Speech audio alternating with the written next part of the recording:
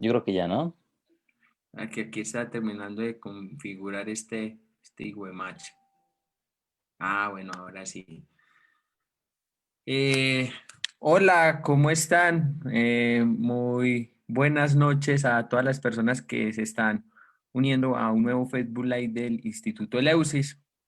Lo comenzamos un poco más tarde, a las 10 de la noche, de pronto en Colombia, en Perú, porque bueno, a la Chavarría tuvo un cambio de horario allá en México por entrado, cambio de estación, Ale, ¿cierto?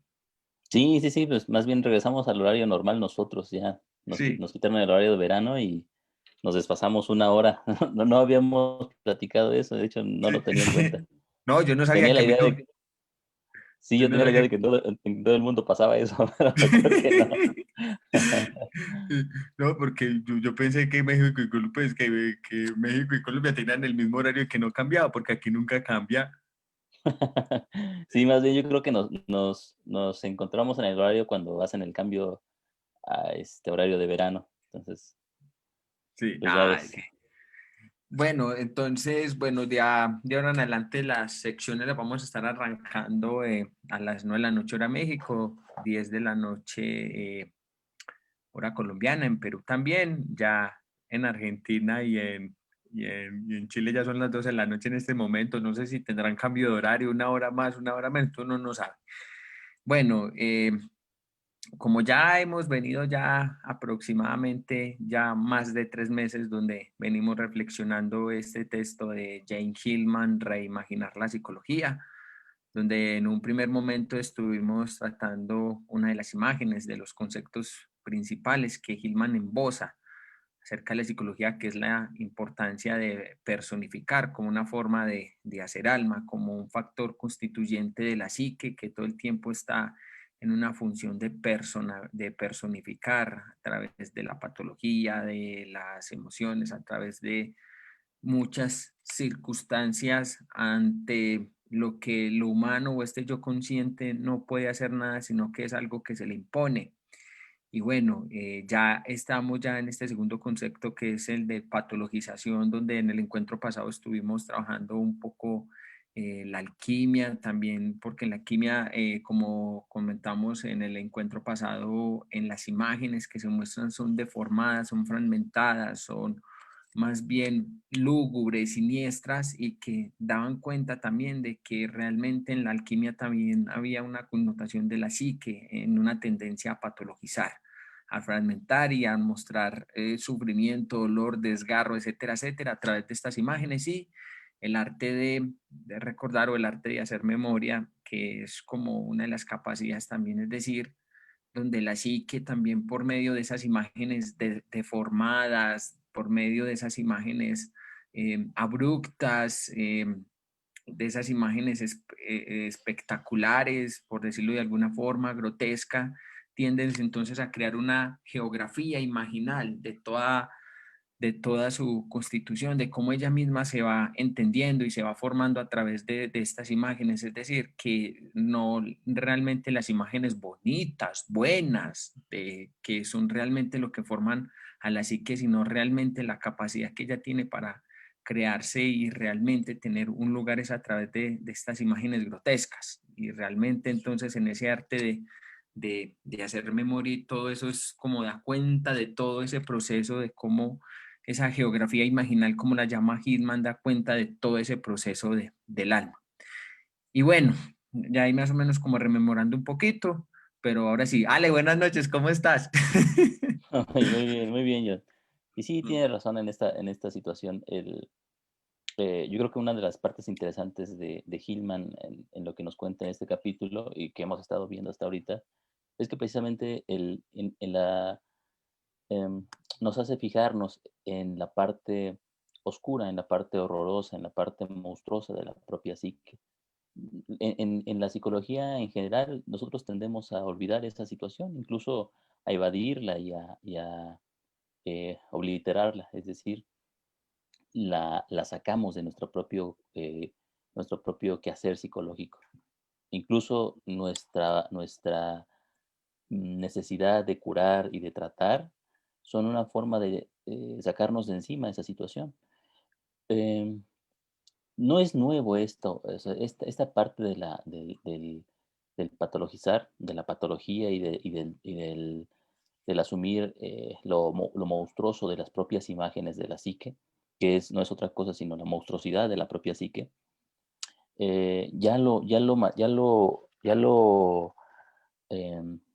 manejaba Jung, nos ponía en contacto con esa situación cuando hablaba acerca del concepto de la sombra, ¿no? La sombra como complejo, la sombra como arquetipo, es decir, esa dimensión psíquica que representaba todo aquello que era rechazado por el yo consciente, por la conciencia normal del sujeto que se enfrentaba al mundo cotidiano y que relegaba a la propia oscuridad de sí misma a una parte importante de la propia naturaleza psíquica.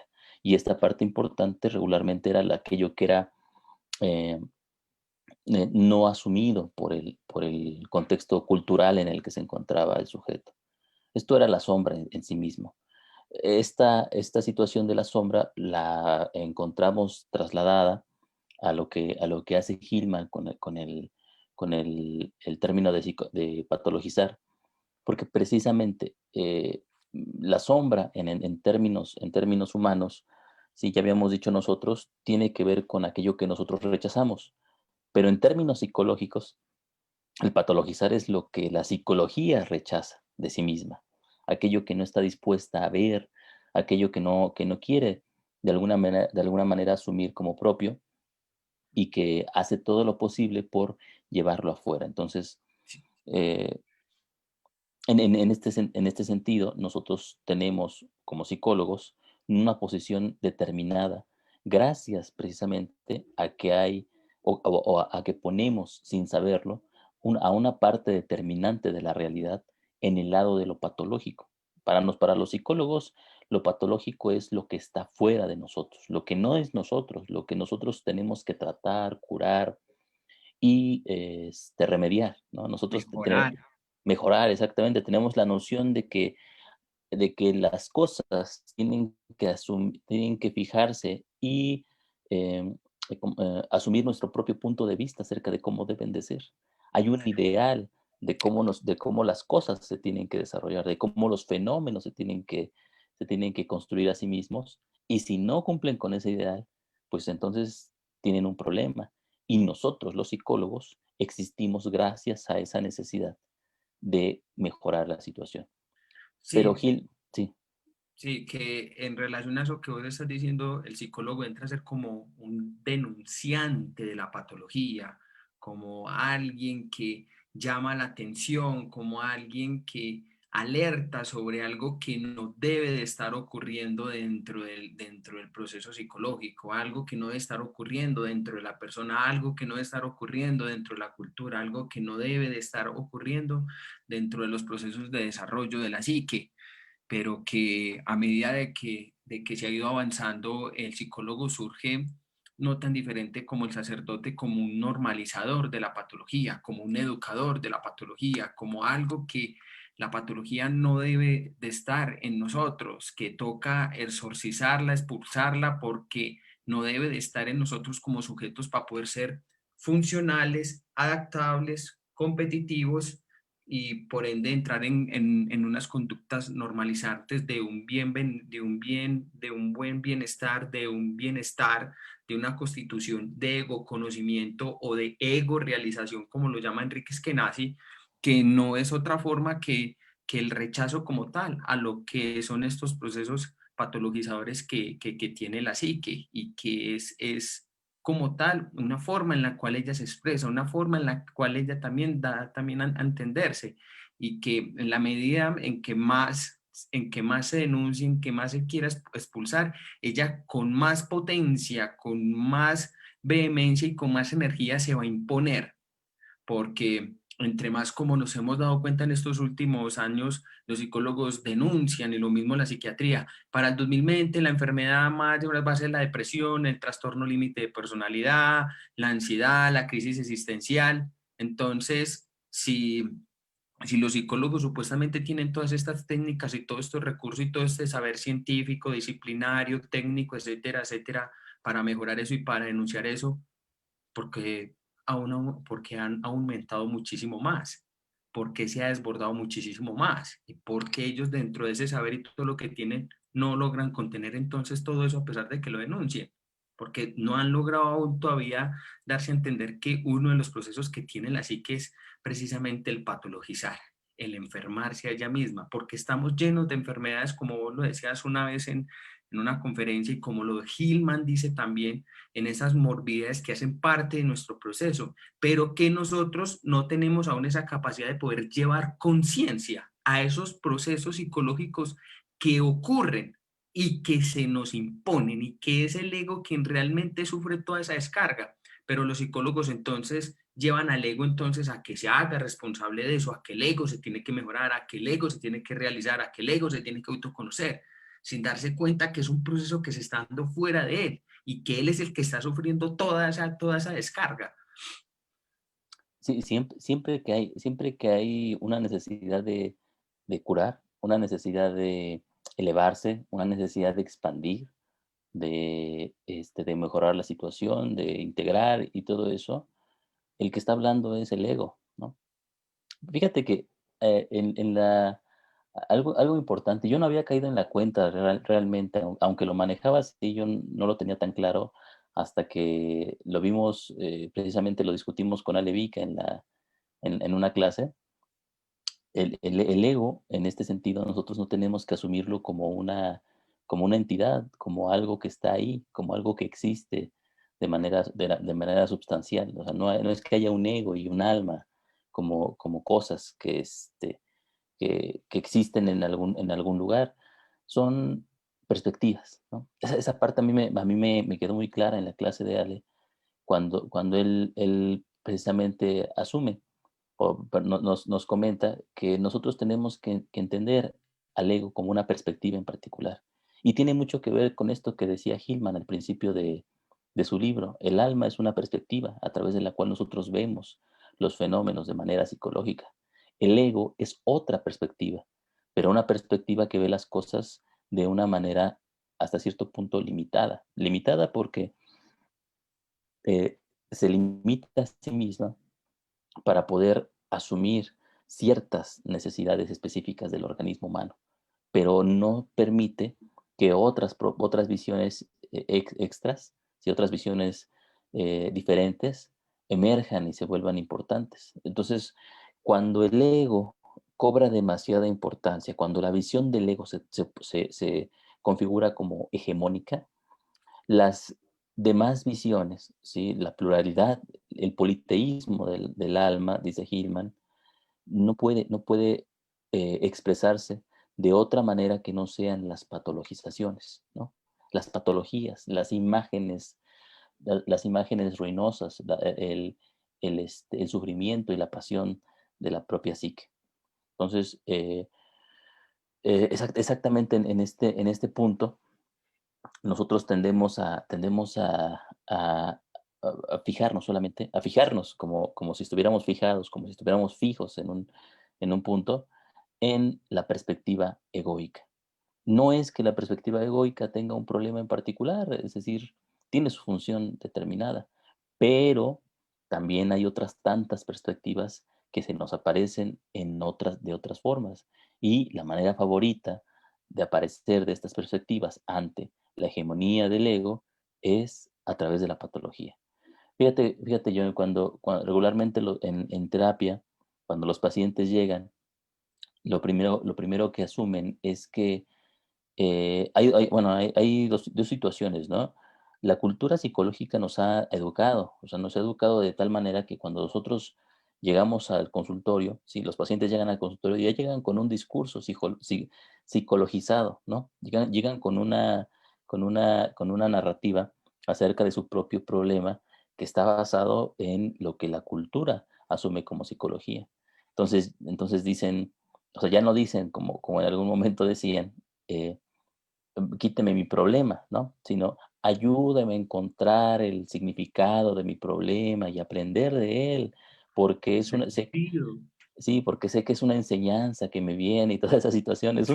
Es un discurso, Como si fuera un mensaje de Dios sí, sí, sí, como, sí, sí, o del y es, inconsciente. o del inconsciente, sí, exactamente. Pero fíjate cómo esa forma de ver la patología se ha insertado en la cultura y en la forma en que nosotros generalmente convivimos con lo patológico, ¿no? Entonces, les cuesta mucho trabajo a los pacientes librarse de ese discurso o encontrar formas diferentes de asumir ese discurso, ¿no? Es la enfermedad no es ni te va a enseñar nada, ¿sí? Ni es tuya, ni viene para ti. Te pasa, la enfermedad ocurre, la enfermedad es un hecho, es algo que te sucede. Y eso que te sucede, tú necesitas asumirlo, tú necesitas entender y comprender que te está sucediendo. Comprender no quiere decir encontrar un significado en lo que te pasa, sino simplemente estar a la altura de lo que te está pasando y actuar en base a ello. Y- Eso es muchísimo. Sí, Pero regularmente, o sea, qué hacemos los psicólogos? Sobre todo los psicólogos junguianos, ¿no? Hacemos eso, le sí, vamos y le buscamos la base arquetipal de su problema, ¿no? sí. Esta enfermedad, a qué arquetipo te remite, qué complejo tiene, qué significado en tu vida viene a construir y toda esa Hay que situación. integrarlo. Hay que integrarlo, ¿no? Cosas de ese tipo que lo único que hacen es sacarnos de la patología, ¿no? Nos elevan sobre la patología y nos hacen que iluminemos la patología. Pero la patología no viene a querer a ser iluminada, no viene a ser enseñada. Al contrario, la patología es una luz sombría que se nos presenta y que nosotros tenemos que mantener como tal, ¿no? Es aquella pequeña luz de la que hablaba Jung en algún punto, ¿no? Esa luz que tenemos que llevar por el frío y la tormenta. Es decir, es esa luz que nosotros como psicólogos tenemos que mantenernos con ella. O sea, no permitir que se extinga, porque cuando la extinguimos, entonces extinguimos también el contacto que tenemos con el alma. Sí, Otto Rand decía que querer curar, que en terapia querer curarnos o mejorarnos es querer mejorarnos y cambiarnos de la vida misma. O ya lo decía Jung también, Jung decía que los complejos en sí mismos son la vida y querer quitárnoslos es liberarnos de la vida misma. Entonces, en este caso pasa lo mismo. Ah, yo puse esa frase, yo la dije a vos, o sea, el querer liberarnos de la patología es querer liberarnos de la vida misma. Y, y vos tocaste algo muy importante que yo trabajo con los consultantes cuando me llegan con el asunto, aquí no vamos a curar a mejorar, aquí vamos a llevarle conciencia a lo que está ocurriendo. Hay que llevarle conciencia a eso y cómo tú puedes estar a la altura de eso que te está ocurriendo. Ya si te mejoras o te curas o te cambias, ya eso es un proceso colateral de lo que hagamos, pero no es el objetivo. Y entonces, por ejemplo, lo mismo pasa entonces con la patología en relación ahorita que estamos hablando, cuando en estas terapias te dice, siente, siente, ponte en contacto, ilumínate con ella, está con ella, pero realmente cuando están empezando a sentir precisamente la patología, es que empiezan a huir. No, no la quiero sentir, no quiero estar con ella, esto no me tiene por qué estar ocurriendo. Entonces vamos a sentir imágenes bonitas, por ella entonces la autorrealización, otras cosas, por allá entonces la compensación, pero realmente el propio sentir de la patología, sentirla, estar con ella, nos debe, es decir, puede posibilitar, es decir, lo que es una reflexión, un pensamiento sobre un proceso que está ocurriendo ahí. Así lo entiendo yo, pues, en frase como a lo que te mandé ahorita por el WhatsApp, que no Sí. sé, que no aprende, pero es tener una noción, un conocimiento puro de aquello que está ocurriendo. Y como se está diciendo, y como estamos diciendo, estar a la altura de eso. Exactamente, ¿no? Mira, fíjate, el esfuerzo del psicólogo en ese sentido implica quedarse con lo que está pasando, ¿no? O sea, tener el valor de estar con lo que está pasando. Yo, o sea, he escuchado a muchos psicólogos, o sea, de repente cuando acudo a cursos, acudo a diplomados, acudo a, o veo algún tema de psicología, regularmente en psicología junguiana pasa eso, cuando tenemos una imagen, cuando se presenta una imagen en terapia, lo primero que hacen los psicólogos es, tratar de compensarla, ¿sí? Tratar de llevarla a su otro. Aparece una gran araña en el sueño de la persona. Bueno, vamos a cambiar esa araña, vamos a transformar esa araña en algo distinto. Vamos a llevar esa araña a que nos enseñe algo, a que nos diga, ¿qué necesitas, araña? ¿Qué es lo que me vienes a decir a mí, ¿no? Araña, o sea, como si la araña viniera directamente en la imagen a traerme algo a mí, ¿no? O sea, como si yo fuera el dios al que la araña le ofrenda un holocausto, ¿no? Cuando tendría que ser al revés, yo tendría que ofrecerle al dios que se me presenta en forma de araña un sacrificio de mi propia vida, de mi propia existencia. Y ese sacrificio es la atención, ese sacrificio es el estar frente a él.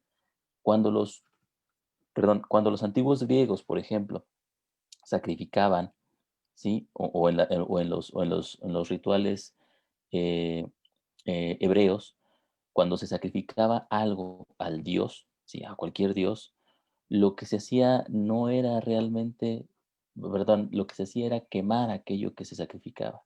Lo que se sacrificaba era de lo que se alimentaban los dioses es del humo, es de lo que emergía, de lo que salía, de de la, ¿qué será? De la putrefacción, del proceso alquímico Químico. de los mismos elementos que emergían, que no es otra cosa, John, sino de la atención. Es decir, los dioses se alimentan de la atención que les ponemos, se alimentaban de la atención que los súbditos, que los fieles les daban a ellos.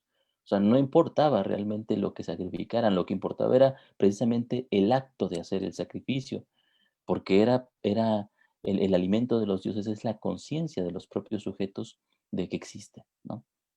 Entonces, bueno, en este caso, y desde el punto de vista de Hillman, obviamente estamos en Hillman, entonces el rendirle tributo a estos dioses implica, como tú bien dices, John, estar dispuestos a ser conscientes de su situación. ¿Sí? Ser conscientes es quedarse, ¿sí? Con lo que se nos presenta y permitir que lo que se nos presenta lleve y nos lleve a nosotros, terapeuta y paciente, hacia su propia necesidad, hacia su propia finalidad. La finalidad de la imagen solamente puede emerger en el transcurso de la imagen misma. Entonces, cuando aparece la imagen en el consultorio, lo peor que podemos hacer es intentar ayudarla o intentar cambiarla o intentar llevarla hacia una meta que nosotros tenemos ya prefijada como de acuerdo a nuestra propia ideología. Lo que tenemos que hacer realmente es dejarnos llevar por eso, dejarnos guiar por la imagen y permitir que la imagen se, se, se, se, perdón, se estructure de forma autónoma hacia su propio objetivo como tal, ¿no? ¿Y hacia dónde es? ¿Hacia dónde nos lleva? Sabrá Dios, ¿no? La imagen es la que nos lleva. Nosotros somos psicólogos en el momento en que somos fieles a esa incertidumbre que está frente a nosotros. Muy difícil, o sea, muy difícil estar frente a la incertidumbre, porque regularmente lo que queremos hacer nosotros es ya tener una respuesta. Queremos saber a dónde llega. El paciente nos exige eso, ¿no? Nos dice, sí, sí, sí, o sea, está bien, pero ¿qué tengo que hacer, no? Sí, sí, pero ¿a dónde y cómo le tengo que hacer? ¿Cómo tengo que reaccionar? ¿Cómo tengo que pensar? Ellos ya quieren la respuesta. Y es muy fácil para nosotros intuir una respuesta y decirle, bueno, pues haz esto y haz lo otro y puede que llegues aquí, toda esa situación. Abstenernos de salirnos del presente de la imagen es un trabajo tremendo en esta situación. Y quedarnos Sí. con la incertidumbre de lo desconocido, ¿sí? Ahora sí que como bien lo decía Levica, del misterio, ¿sí? Que se nos presenta, es algo que requiere mucho entrenamiento, ¿no? Requiere mucha atención y mucho ejercicio de pensar. Sí, y la deprimente lentitud de la que hablaban los alquimistas, de estar ahí con la imagen, con ese proceso que se va a ir destilando y dele, porque no hay de otra por la lentitud de la psique, que eso también es muy importante también, y de la misma patología.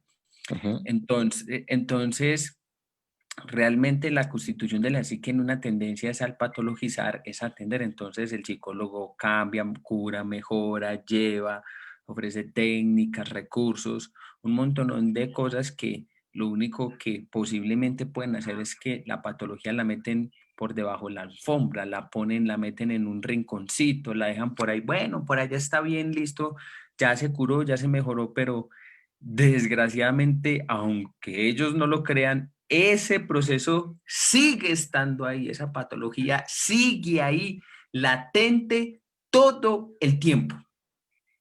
Y por X o por Y en algún momento otra vez vuelve y se impone de mil y una forma.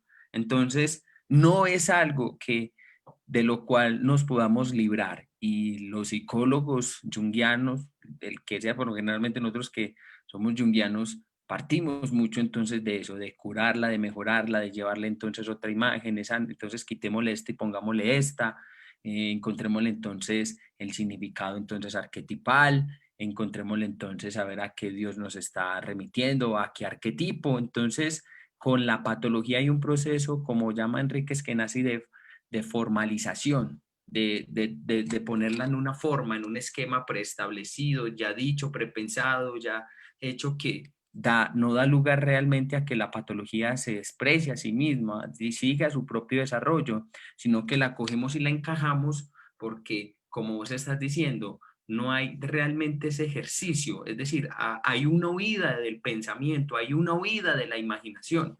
Entonces, si López Pedraza y yo nos dicen, adhirámonos a la fantasía o adhirámonos a la imagen, ¿por qué lo vimos entonces a la imagen? ¿O por qué lo vimos al pensar de la imagen? ¿Por qué lo vimos a la patología?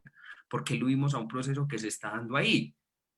Nos asusta tanto, nos da tanto miedo ese proceso, nos da tanto miedo sentirlo, vivirlo, que se nos impone que vamos a cambiarlo, vamos a mejorarlo, eso no tiene por qué estar ahí. Vamos a hacer respiración holotrópica, vamos a romper esquemas mentales, vamos entonces a contactar con el Dios que está ahí, vamos entonces a hacer reconstrucción cognitiva, vamos a explorar tu potencial humano, vamos a hacer automejora compensatoria, vamos a hacer entonces en una mirada, vamos a hacer constelaciones familiares, que por allá a lo mejor el papá le pegó, quién sabe, y por eso se le está dando esa patología. Vamos entonces a remitirnos entonces a las neurociencias, a la terapia neurocognitivo-conductual, por allá a ver qué esquema mental por allá se formó. Entonces vamos al método científico, etcétera, etcétera. Todas, no que eso, yo no estoy queriendo decir que eso esté mal, esté bien, pero realmente todo este tipo de técnicas o recursos y todos estos dispositivos tecnológicos en el mejoramiento del yo son totalmente desdeñadores de la imagen y del proceso patologizador de la psique, algo que Hillman defiende a capa y escapa. Muy bien, sí, así es. Tienes razón, yo. Oye, hay una pregunta aquí de Marco H. Oliva. Pregunta, ¿dónde en México se puede estudiar el enfoque junguiano? O sea, el enfoque junguiano como tal. Déjame ver. Ni idea. La verdad es que no tengo idea, ¿eh? Mira, en México hay por lo que yo sé, hay un problema muy importante con la psicología junguiana, porque, o sea, primero, no hay lugares realmente importantes que la enseñen. O sea, no hay centros junguianos como tales. Tenemos, yo creo que en México alrededor de diez junguianos que están certificados por la IA y y todos están peleados. Sí. Entonces, no hay, o sea, no hay un esfuerzo realmente por armar un centro junguiano en México. O sea, es decir, no hay realmente una enseñanza formal de la psicología junguiana. Estaría muy padre, ¿no? Por ahí por ahí yo tengo la esperanza de que algún amigo o algunos amigos puedan iniciar esta situación, ¿no? Eh, ojalá que en un futuro haya esto en México. Mira, No pidas imposibles, no pidas imposibles, amigo, no pidas imposibles. es difícil, a mí se me hace muy curioso, por ejemplo, en Colombia, ahí contigo, John, mal o bien, hay centros yunguianos, ¿no? En Perú, en Argentina, en En Brasil, Chile, en Chile, o sea, tiene hasta formación en psicología junguiana en Chile, exactamente. en Uruguay tienen maestría también, en España Sí, ni se diga. sí, en España no, está muy bien, pero te digo, aquí en México no hay nada, nada de ese tipo, que yo sepa, ¿no? Por ahí hay algunos cursos, algunos diplomados, algunos este, lugares donde se dan rasgos de este tipo. Mira, yo estudié precisamente la especialidad, yo hice un diplomado primero, después la especialidad y varios cursos en el Centro de Desarrollo Transpersonal. ¿Sí? El Centro de Desarrollo Transpersonal tiene su propia página en Facebook, tiene su página en Internet también. Lo dirigen la maestra Patricia Palacios Castañón y el maestro Manuel Morales Luna. La verdad es que en un punto yo me separo un tanto de esa situación cuando conozco a Hillman, pero como enseñanza junguiana a mí se me hizo muy importante. A mí se me hizo, fue mi base realmente. Ellos construyeron esa base en particular. Pero obviamente mucho a partir de lo que yo estudié con ellos, tuve yo que construir otra gran parte sobre esa situación por mí mismo, ¿no? Porque uno no puede ser junguiano nada más con esa base específica, uno tiene que irse formando todavía más. Y muchas de las publicaciones, por ejemplo, está acá atrás la obra completa de Jung, ¿no? Está la obra de Hillman, está la obra de Gehrig, arquetipales, acá tengo otro libro con puros junguianos, ¿no? Entonces hay que estar leyendo continuamente y pues, yo creo que en el mundo junguiano la formación personal es importante, porque también el gran problema es que hay una formación internacional, ¿no? La formación de la IA. Sí, Y yo, mira, yo tengo un amigo que está estudiando está haciendo la formación en la IA, pero, o sea, tiene que hacer el enlace, ¿sí? De Estados Unidos. O sea, desde Estados Unidos tiene que hacer el enlace para poder certificarse como tal. sí. Entonces, hay que dar una vuelta en esa situación. Y Ahora, saque $25,000 que vale también. sí, no, o me compro una casa o hago. Sí, o si quiere estudiar en el Pacífica, que es el instituto que fundó Gilman, pues por Ah, hacer el no, doctorado, bájese más de $100,000. no, imagínate, no, sí, hay que No, con tener, eso mira, vivo mucho tiempo. la verdad es que hay que tener un nivel económico determinado para eso, ¿no? O sea, yo siempre he estado en la clase media baja, si no es que en la clase baja, entonces no me alcanza para eso. Yo tengo que estudiar por mí mismo para esa situación. Sí, yo también. Pero bueno, volvamos, Pero, volvamos. pero, pero Dale. yo creo que sí sería importante recalcar el papel que está ahorita jugando el Instituto de Eleusis, ¿no? O sea, Eleusis ahorita está dando, este centro en el que participamos nosotros, John y yo, está dando una formación específica de psicología junguiana. Y Sí, mira, yo creo que ustedes saben que nosotros no compaginamos ya tanto con la psicología junguiana. Sí, yo llegué a un momento en que era un partidario a capa y espada de la psicología junguiana y toda esa situación, pero pues, mi propio camino intelectual me ha llevado otras vías, ¿no? Y a ti también, me parece por lo que hemos platicado. pues sí, Entonces, claro. pero, pero yo creo que sí es importante tener una base junguiana, ¿no? Para poder hablar de esto. O sea, uno no puede criticar a Jung si no lo ha leído, Si no lo ha leído. si no se ha sumergido en su propia obra. El instituto, por ejemplo, está ahorita ofreciendo cursos específicos sobre la obra completa de Jung, ¿no? Sí, Estamos con con tipos Eh, psicológicos, está tipos ajá, psicológicos y lo está dictando Enrique Galán, Enrique que Galán, o fue sea, quien editó la obra de Jung al español. así es, mira, uno puede estar o no de acuerdo con las ideas junguianas, pero pues hay autoridades, ¿no? Y hay algunos hombres que lo manejan muy bien, como Enrique Galán. El próximo año, me parece, tú sabrás un poco más de eso, yo ya no me he implicado mucho en ello, pero va a empezar una formación específica Sí, en el Instituto va a empezar Eleusis va a empezar la especialización en terapia junguiana, la va a dictar precisamente el doctor Enrique Galán y, y y, Carretero, y ¿no? Carretero, lo que pasa es que se me olvida el nombre. Entonces, y Sí, Carretero, que es un psiquiatra muy conocido también junguiano, quien ha escrito libros muy bacanos, se va a iniciar en abril. Entonces van a estar estas dos autoridades dictando la formación y va a tener también la participación de otros analistas internacionales muy conocidos también. la, Entonces, ver- la, la realmente, verdad, la verdad es que como curso, yo creo que es una de las mejores propuestas que yo he escuchado, ¿eh? O sea, no es porque pertenezca también a esa no, no, situación. no, no, no. Y incluso, no sé, creo que Roberto tiene el plan de que dictemos algunas clases nosotros, ¿no? Sí, sí, también está ahí, A ver pero si nos bueno. llega, a ver si nos llega el precio. Déjame ver. Sí. Ahí. Sí. Sí. No, pero bueno, ahí está la oportunidad. O sea, me parece que esta propuesta del Instituto de Leucis, hoy por hoy, es una de las mejores que pueden existir a nivel internacional. Entonces, si alguien quiere formarse en lo junguiano, está esta oportunidad ahí, ¿no? Bueno, Sí, ya hice mi labor de comercial. sí, ya hicimos la labor comercial. Entonces,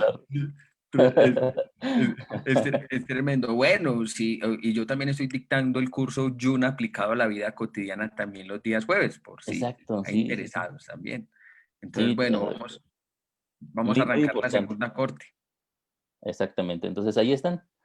Este, pues cualquier información que necesiten, pregunten al Messenger del Instituto de Leucis. Ahí, regularmente Milker es el que está dando información, me parece, ¿verdad?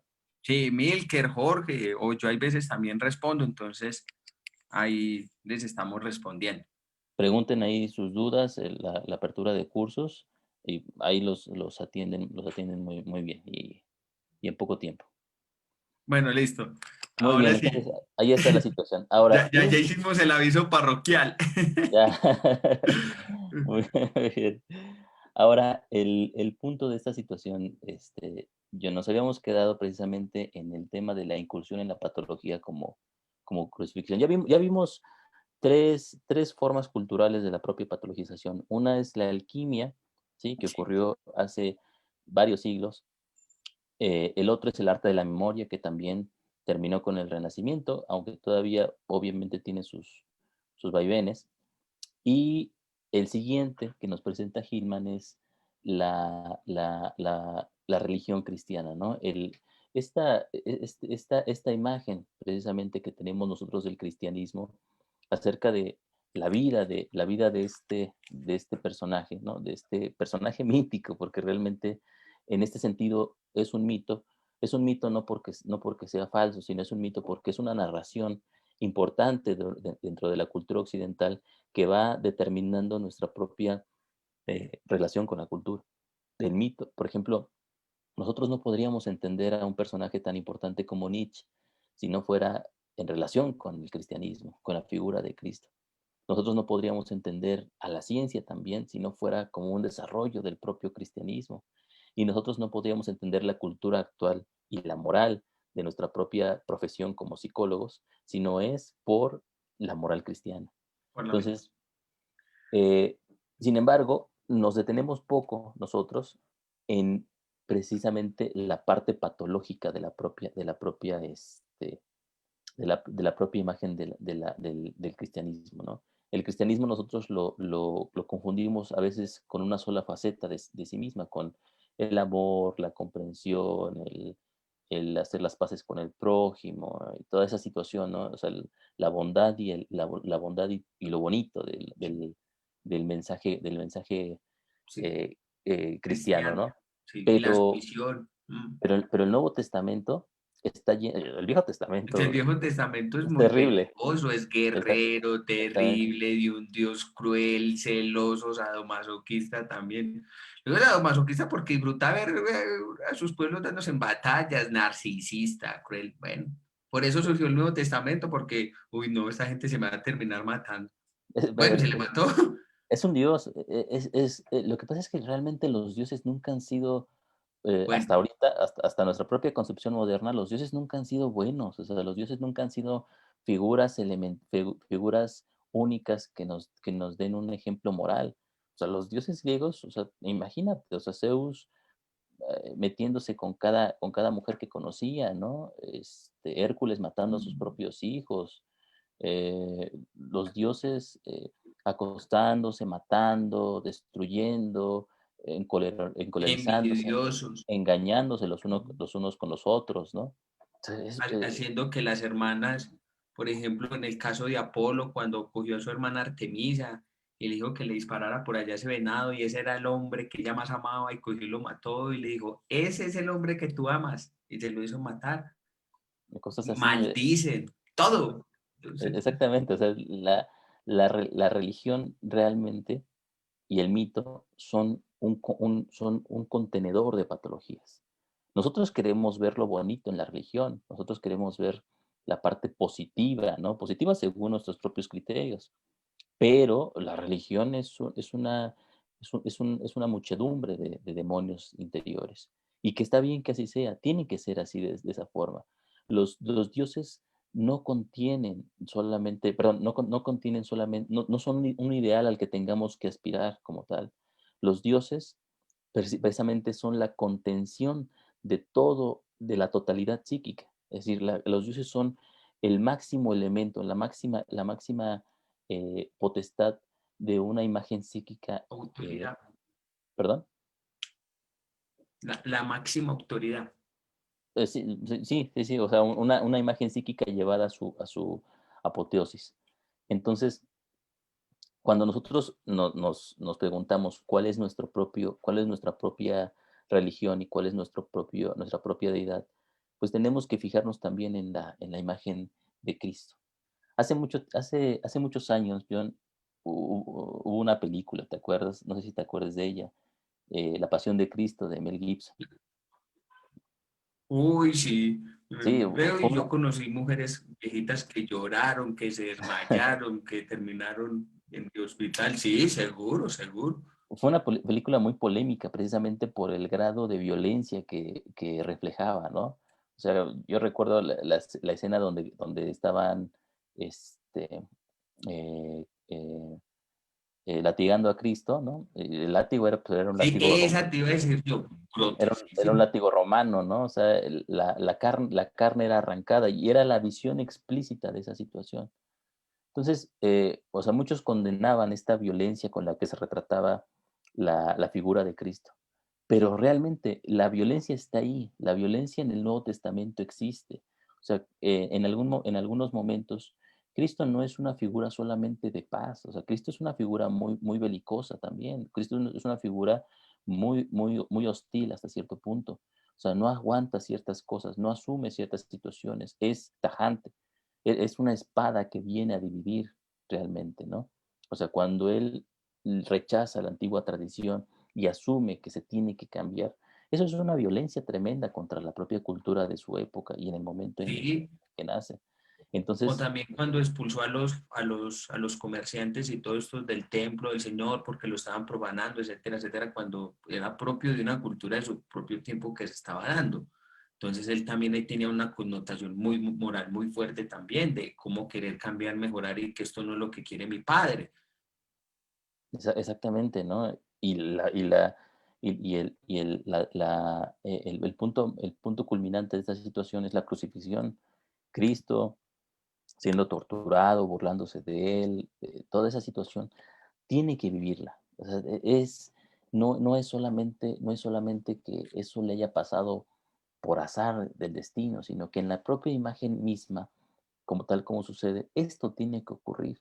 Porque habíamos dicho, como ayer ya habíamos dicho nosotros, la religión tiene que ser un contenedor de la patología, tiene que poder contener las imágenes y lo oscuro de la propia psique para poder constituirse como un elemento de contacto con lo luminoso. Si la religión no nos contactara con eso patológico, nosotros, o sea, esa religión no serviría para poder eh,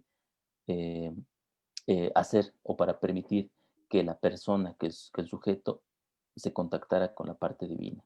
Para que haya un, un, un contacto con la deidad, tiene que haber un sacrificio. Y el sacrificio regularmente es un sacrificio tortuoso, algo que cuesta trabajo, algo que rompe el esquema de la normalidad en la que nos encontramos.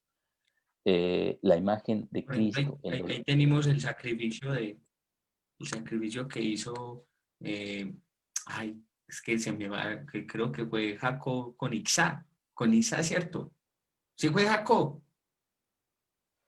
Jacob a El, sac- Isaac o Isaac a Jacob, no me acuerdo el bien. sacrificio fue Abraham. Eso fue ahora, bueno, entonces mire que ya Dios ya exigía ahí cosas muy fuertes para probar la lealtad. Sacrificame a tu hijo Así es, por ¿no? medir la... ¿Ah? Sí, sí, sí, sí, es cierto. Aunque ahí hay un punto determinante, ¿no? Fíjate, cuando en la historia de Abraham le pide Dios que sacrifique, perdón, a su propio hijo, a Isaac, ahí hay una, Intervención. una situación muy importante. Porque sí, porque el momento en que Dios interviene para que no se le sacrifique y se intercambia a Isaac por una oveja, ¿no? Bueno, me parece que era un chivo, en este momento, ¿sí? Se determina, hay un corte en el propio ritual del sacrificio, en donde la persona pasa, ¿sí? Se convierte ya en una imagen específica de sí mismo. Esa imagen ya puede ser trasladada a la existencia del animal, por ejemplo. Entonces, pasamos de los sacrificios humanos, que eran algo común en cierta época, a Y los sacrificios. culturas. Sí, sí, o sea, las culturas ritualistas no se entienden sin el sacrificio humano. O sea, mira, fíjate que yo de esa situación la he platicado en algunos puntos acerca de la cultura, de las culturas precolombinas aquí en México. A Eso te iba muchos, a decir yo. a muchos les choca el hecho de que se hable del sacrificio humano como si fuera algo terrible, pero el problema es que nosotros vemos el sacrificio humano desde nuestra propia visión moderna, ¿no? Nosotros creemos que para ellos sacrificar, incluso hay muchos que se detractan, que dicen el sacrificio humano no existió, cuando hay pruebas irrefutables de esa situación. Yo lo que les digo es, lo raro sería que no hubiera sacrificio humano en las culturas precolombinas, porque pues eran culturas que estaban asentadas en un nivel todavía ritualista de la propia civilización. Lo normal era eso, lo normal era que sucedieran esas situaciones. Tiene que haber una ruptura en la propia imagen de la conciencia consigo Ujú. misma para que pasemos a los sacrificios animales y de ahí a otro tipo a los sacrificios simbólicos ya, o sea, sacrificios que ya no tienen que ver con seres vivos, sino que tienen que ver, por ejemplo, en la cultura cristiana, con el tomarnos la sangre y el comer la carne de Cristo. O sea, obviamente ya no matamos a nadie, ¿no? Ya no comemos al Dios como se le hacía en los cultos dionisíacos, o ya no comemos al Dios como como en el culto a Huitzilopochtli. O sea, ya lo que hacemos ahora es tomar una oblea, la hostia, y esa oblea simboliza al Dios, simboliza la carne, pero en algún momento esa carne era carne, o sea, esa carne no era un símbolo, era carne Claro, real. La carne se tiene que ir de alguna manera eh, desustancializando, ¿sí? Se tiene que ir volviéndose cada vez más pensamiento, podríamos decirlo, ¿no? Entonces, muy de acuerdo. lo que comemos ya no es la cosa en sí, lo que comemos es la imagen, precisamente, de lo que alguna vez fue lo que realmente representaba.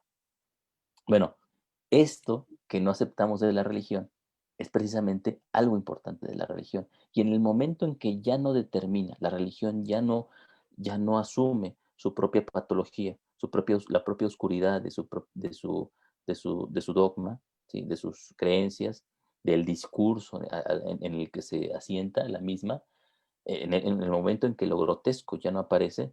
Tú ves las catedrales góticas, por ejemplo, o sea, llenas de monstruos, llenas de Sí, gárgolas, llenas de demonios. sí, de Son imágenes importantes, deformadas. exactamente, son Sí, importantísimas para la propia religión.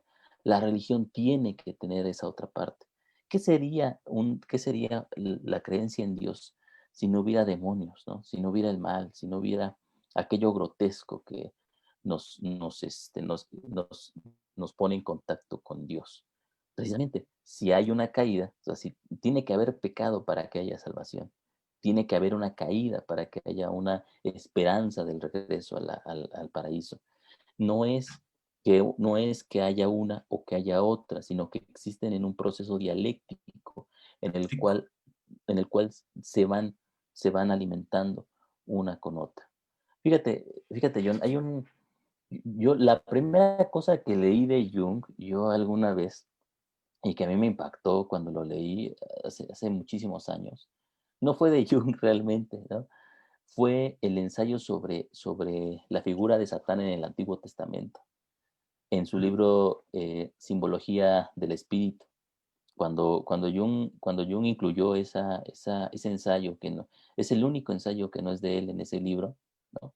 No me acuerdo cómo se llama el autor, pero es un ensayo muy interesante, por ejemplo, en donde muestra precisamente la figura de Satanás, ¿sí? Del diablo, la muestra, o sea, cómo se va desarrollando a través del Antiguo Testamento, primero como un hijo de Dios, después como un mensajero de Dios y después ya como un opositor de Dios. Esta situación implica que la figura de Satanás, obviamente, es un elemento central de la propia creencia religiosa, que tiene que existir y que tiene que estar ahí. En algún momento, por ejemplo, cuando Jung habla del dogma de la Trinidad, él dice que Satanás, el diablo, tiene que constituirse como el cuarto dentro de la relación de los tres elementos de la hipostasis divina. sí. Es el cuarto, es el Enrique Eskenazi lo hablaba, que era el 3 que es lo cielo divino, tal, y hace falta el cuarto, que es lo terrenal, todo esto, que es decir, el mal, la física, todo esto, el cuerpo, lo femenino, que como tal, expulsar. Y que en relación a eso, por ejemplo, que vos estás diciendo otra vez, volviendo a este tema de la patologización, tal como vos lo estás desplegando, Gilman nos da a entender en el texto que realmente es la figura de Cristo quien entró a contener toda la patología de la humanidad. Porque, como se dice, Cristo se sacrificó por todos nuestros pecados. Es decir, Cristo se sacrificó por todas nuestras aberraciones y por todas nuestras patologías. Sí, Entonces ya se... Ah, no, no, sí, sí, sí, adelante, adelante. no, no.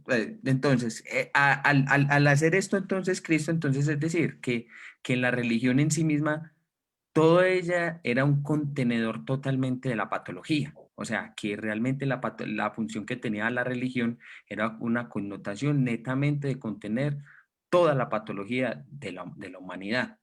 ¿En qué sentido? Por ejemplo, cuando vemos entonces a todas estas personas cuando están sufriendo y no saben qué hacer en su vida, entonces van a la religión, cure, sálveme, mejore. Entonces, es decir, es acoger esa patología de la cual el sujeto todavía no ha estado a la altura, no ha tenido conciencia de ese proceso, y es en la religión donde puede encontrar y salvaguardarse en función a la patología que lo está quejando.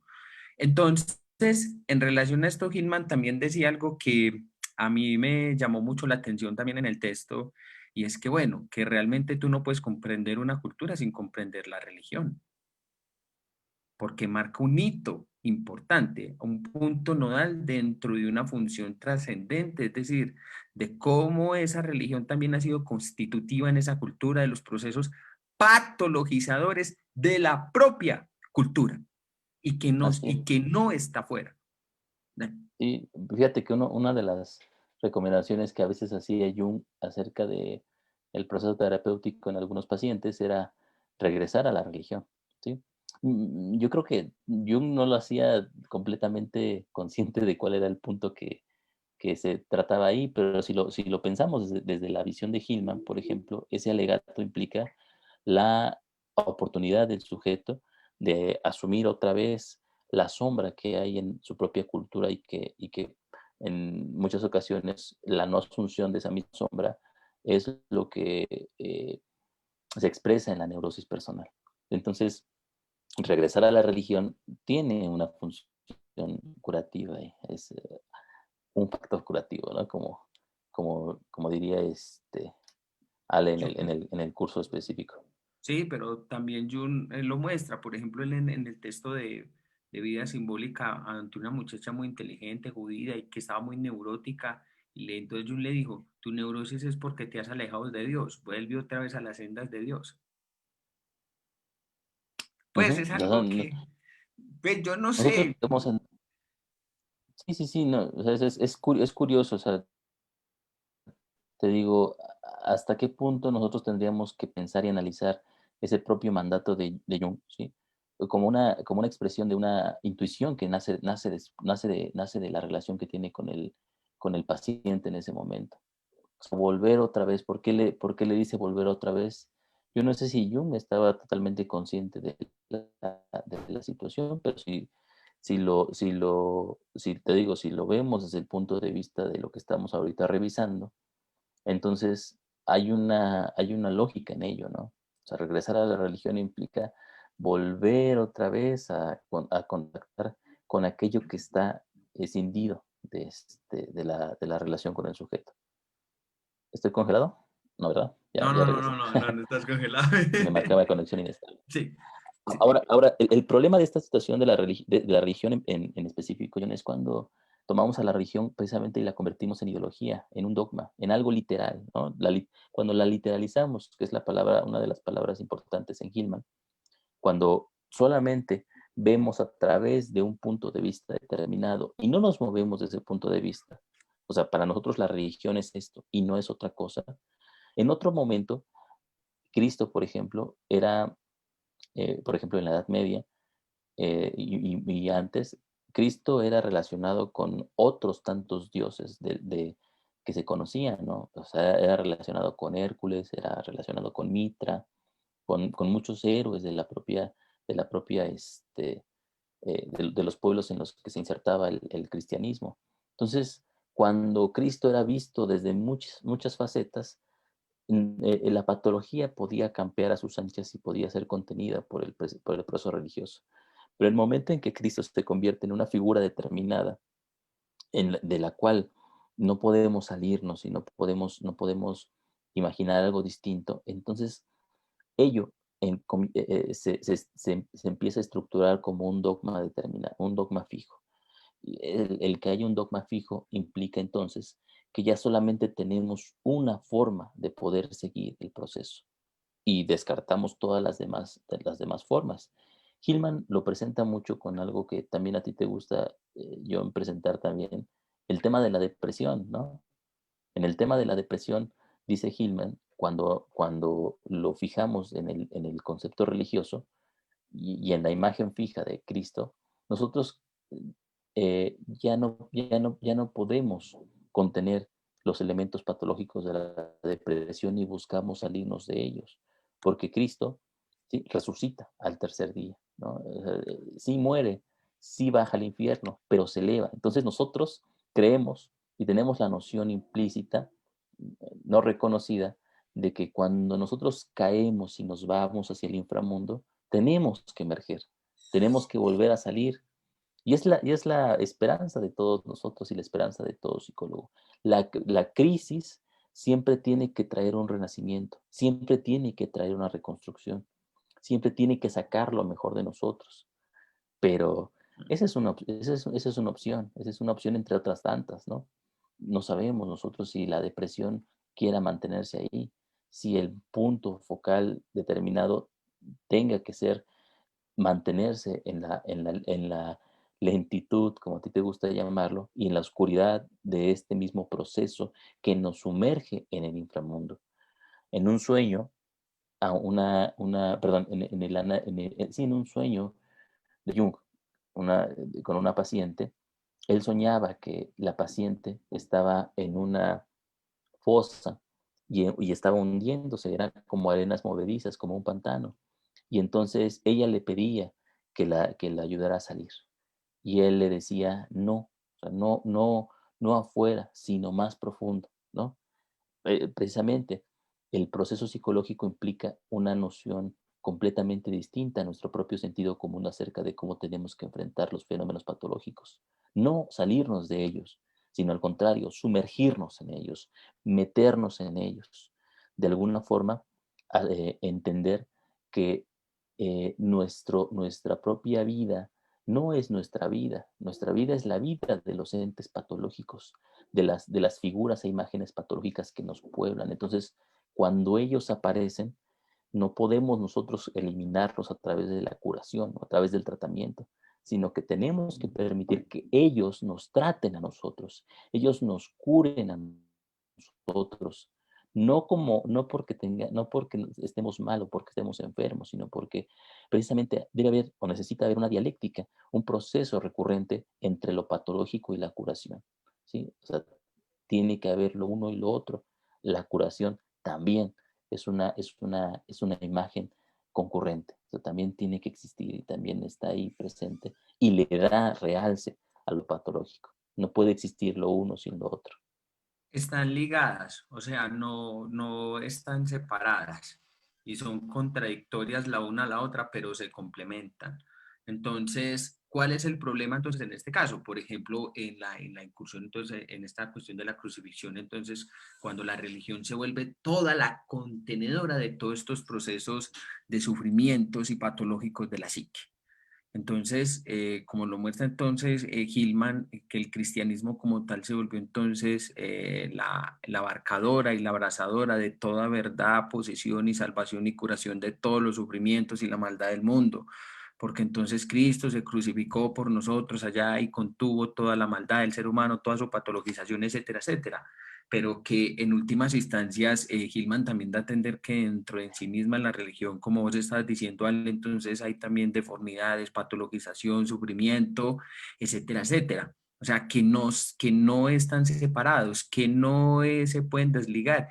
Y entonces, ¿por qué, por ejemplo, si fuéramos a mirar, por ejemplo, en el texto de Hillman, qué pasa entonces, por ejemplo, con tantas religiones? El mismo hinduismo tiene una diosa destructora y devoradora como Kali, pues, que da también cuenta, hay un mismo proceso patologizador que hay dentro de la religión, que está ahí, que eso la compone, que eso la sustenta y que en función de eso se mueve psicológicamente. Esa imagen la constituye y que no se puede salir porque realmente eso es lo que le afirma, realmente eso es lo que la conecta, realmente eso es lo que la mueve. Entonces, no se puede separar. Ahora bien, ¿qué ha pasado entonces en función con todas estas religiones y esto, por ejemplo, cuando ya con su manto religioso y sagrado no logra contener la patología? Entonces nos dice Hillman, se va entonces a otros tipos de religiones paganas. Entonces rugió pues, que el protestantismo, que una cosa, que la otra, que yo no sé qué cuántas, que la religión de la abuelita, de la prima, de la amiga, el espiritualismo, una cosa, la otra. Es decir, vamos en búsqueda de quién puede abrazar nuestra patología porque esta religión ya no nos la abraza, ya no nos la contiene. Sí, sí, exacto, ¿no? Hay una subcultura completa del mundo de las religiones, ¿no? Que sería interesante abarcar, ¿no? Pero pues es todo un tema, es todo un tema ahí muy, Muy muy extenso curioso. también y muy complicado, ¿no? Pues, Fíjate, nada más esta parte, déjame terminarla leyendo el último párrafo de esta situación en cuanto a la depresión de Hillman. En la página 220, en el último párrafo dice, la depresión nos sumerge en las profundidades y en ella encontramos el alma. La depresión es inherente al sentimiento trágico de la vida, pues humedece el alma reseca y seca, la que está húmeda. Proporciona refugio, limitación, equilibrio, gravedad, solidez y humilde impotencia. Nos recuerda a la muerte. La verdadera revolución comienza en el individuo que es capaz de ser consecuente con su depresión. Qué interesante esta situación, ser consecuente con nuestra depresión, ser consecuente con nuestra patología. Es la prerrogativa de Hillman. ¿Sí? No, no salirnos, no curar, no querer cambiar, sino ser consecuente, estar a la altura de lo que se nos presenta en el momento en que se nos presenta. Entonces, ya con esa misma, o sea, con solamente esa idea nodal, John, el libro de Hillman es una revolución completa dentro del campo de la psicología. Pero pues no se queda ahí, ¿no? Con todo lo que hemos visto. Sí, y fuera de eso no se queda ahí y que realmente ahí es donde precisamente la depresión o la crisis o lo que sea está reclamando su lugar, está reclamando su forma de expresarse y de ser atendida y vivida. O sea, que entre más, por ejemplo, entre más, como nos dice Gilman, la queramos sacar bruscamente, mejorar, etcétera, etcétera, estamos queriéndonos, yo lo digo así, queriéndonos entonces limitar de la vida misma, queriéndonos limitar de los procesos del alma, es decir, separarnos de ellos, no atender realmente lo que nos toca en ese momento, como diría Gilman, es decir, el mandato de Dios, la imposición del Dios que reclama su lugar o de la imagen que reclama su lugar también. Y que bueno, y que realmente esa denuncia es fundamental porque realmente no se ha sido capaz entonces de poder reflexionar este tipo de connotaciones que tiene la psique de patologizar y que las religiones han tenido unas funciones muy contenedoras en función a la patología, pero sin darnos cuenta también de que la religión en sí misma también es totalmente patologizadora, es totalmente llena de enfermedades y de desmembramientos y de locuras y de envidias y de ritos siniestros, que está bien así, porque eso ha sido parte de su estructura también en su momento. Entonces, no es que estén libres de toda gracia y todo pecado, todo lo contrario, son pecadores, abusadores, etcétera, etcétera, pero que eso ha sido parte de su proceso y que no se pueden incidir. Pero entonces que el sujeto, cuando ya no encuentra en la religión quien le contenga su patología, puede desencadenar en muchas cosas porque se puede convertir, entonces, como vos estás hablando, Alejo, en pseudo religiones, entonces pueden ser los videojuegos, una cosa, la otra, o sea, se busca de una forma u otra quién pueda abrazar mi patología, por X o por Y. Así es, exactamente. Entonces, mira, la pregunta ahí que quedaría sería si la religión como tal todavía puede contener el elemento patologizador y por lo tanto es- eh, sentirse como un proceso vivo, ¿no? En ese sentido. No, yo, yo me la Sí, hice y yo estaba pensando. sí, yo también creo que No, no, ya no es posible. no, no, no, no, no. Porque de Sí, ellos en sí mismos, o sea, es que si lo fuéramos a pensar psicológicamente, ni siquiera es algo que se nos imponga ya, sino que es que cada quien elige como se le da la gana. Entonces, no, quien realmente, donde están esos procesos, donde quien acoge la patologización y todo eso, si fuéramos a mirar psicológicamente, ya están fuera dentro de las religiones. exactamente, ¿no? Ya la religión llega un momento en que ya no lo puede contener como tal y la búsqueda espiritual se ha convertido en un entretenimiento, algo que podemos nosotros elegir, que podemos buscar, que podemos precisamente ¿Quién me eh, abrace la patología? ir a la búsqueda de esa situación y regularmente la búsqueda espiritual se convierte en una búsqueda elevada, una búsqueda de evasión de la propia patología, ¿no? O sea, el que va en la búsqueda de espiritualidad no quiere sufrir, no quiere vivir el infierno de la propia narración mitológica de su búsqueda, sino lo que quiere es simplemente elevarse de su sufrimiento, ¿no? O sea, llegar un Mm. momento en que pueda desapegarse de las cosas tal como se le presenta. La búsqueda espiritual realmente es una evasión espiritual en todos sus sentidos, ¿no? O sea, desde las búsquedas espirituales más vanas hasta la psicoterapia, por ejemplo, como una doctrina espiritual que se ha estructurado como tal, que se ha construido en el imaginario como ello, no es sino una evasión del propio fenómeno que se nos presenta. Sí, son formalismos para encajar, para estructurar, para contener, pero que no dan cuenta realmente, como nos diría Gilman, estar en ese valle de hacer alma, ahí en esa irracionalidad, ahí en esa patologización, ahí en esa depresión, ahí en esas desorientaciones, ahí en esas deformidades, ahí en esas morbidades del que tiene la psique. Y que realmente ese es el proceso como tal que toca entender, porque si nos vamos, como dice Gilman, nos vamos para los picos. Entonces, ¿dónde está el valle? Entonces nos alejamos del valle, nos alejamos, es decir, de la vida misma. Muy bien, ya. Pues mira, yo creo que nos queda el tema de los Sí, mitos y la última parte del patologizar el legato, pero yo creo que nos llevaría más tiempo. Ya en Colombia ya es tarde, tío. sí, ¿Le dejamos ahí? sí, claro, yo tengo que madrugar a trabajar. Sí, porque mañana madrugas. Entonces, le dejamos. Vamos a ir la próxima sesión a partir de la página 221 y me parece que ya podemos terminar con eso el segundo capítulo. Sí, que es un tema al que le hemos dado mucho machacal de la patologización, pero que realmente es un proceso importante dentro de la psique y que los psicólogos parecemos sacerdotes, exorcistas, cambiándola, curándola, mejorándola, aceptándola, compensándola, llevándola a su nivel espiritual, encontrándole su significado, su sentido, etcétera, etcétera, llevándola entonces al Padre para que me la exorcice o porque diga que el sufrimiento, no sé si a usted ha pasado, ay, estás deprimido, eso es falta de Dios en su vida.